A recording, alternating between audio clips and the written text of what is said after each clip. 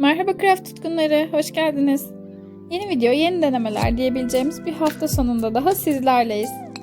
Bu tahta plakamıza çivilere ip gererek bir yazı yazacağız.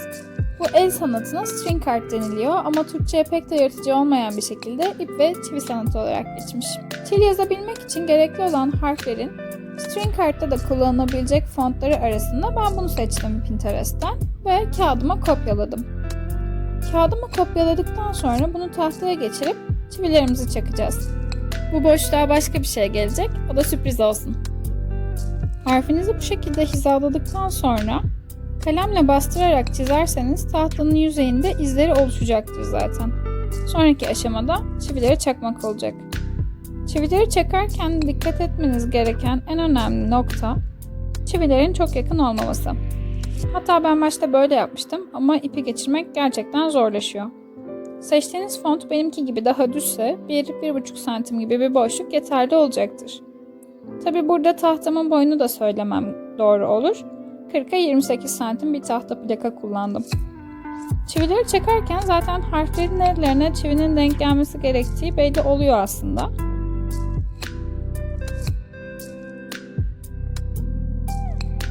Az önce de belirttiğim gibi oluşan çizgilerin üzerinden kurşun kalemle geçip çivilerinizin yerlerini belirleyebilirsiniz.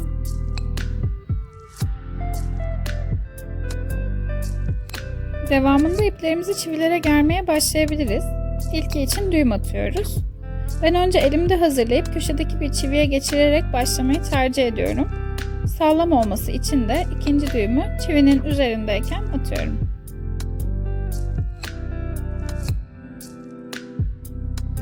Ben ilk başta harflerin hatlarının belli olmasını istediğim için etraflarını güzelce çevreliyorum.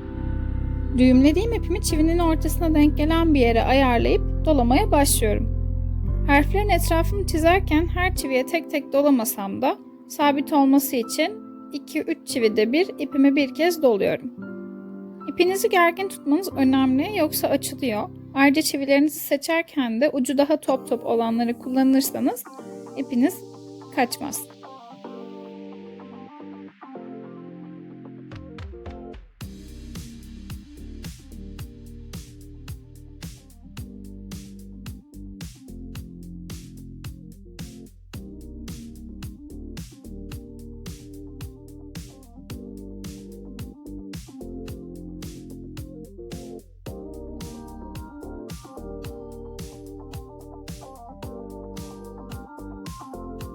Sınırlarını belirledikten sonra sıra için doldurmaya geliyor.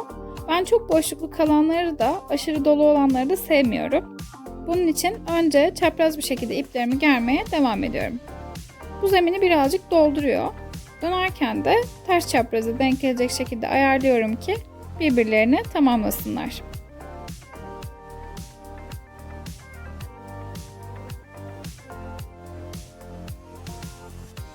İlkleri böyle çapraz ayarladıktan sonra diğerlerini daha gelişigüzel yaptığım söylenebilir. Hem kısa mesafeli hem de uzun mesafeli çivi geçişleri yaparak ipimi germeye devam ediyorum. Bu arada bahsetmediğim bir konu kaldı, o da ip çeşidi. Paraşüt ipleri, yün ipleri ya da nakış ipleri gibi pek çok farklı ip türünü kullanabilirsiniz. Ben yine elimdeki ipleri değerlendirdim. Eski olduğu için bu ipler hala piyasada mevcut mudur emin değilim ama muadilleri fazlasıyla mevcut. İstediğim yoğunluğa ulaştım. Daha fazla dolamak istemiyorum. Şimdi birkaç kez doladıktan sonra düğüm atarak sabitleyeceğim. Burada kapatırken 2-3 düğüm atın mutlaka.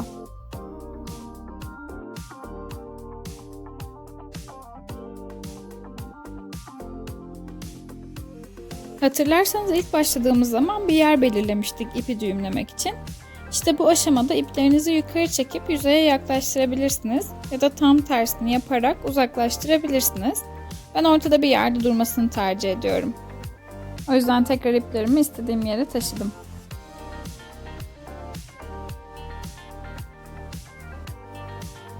Maviden sonra yeşil ipimle devam etmek istiyorum. Bir tekrar daha olsun isterseniz, o yüzden aşamaları ben bir kez daha anlatayım. Düğüm atarak başladım. Harfimin hatlarını belirlemek için kenarlarını çevreledim.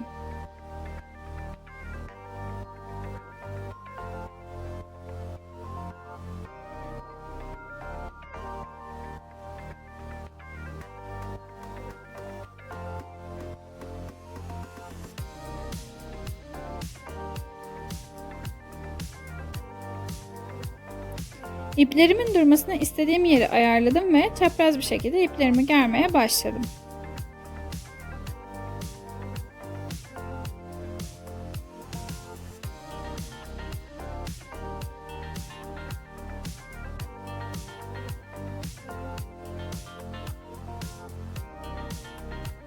Bir sonraki adımda hangi çiviye dolayacağınızı zaten kolayca anlayabileceğiniz için o doluluğu yakalayacak yerlere dolayarak devam edebilirsiniz.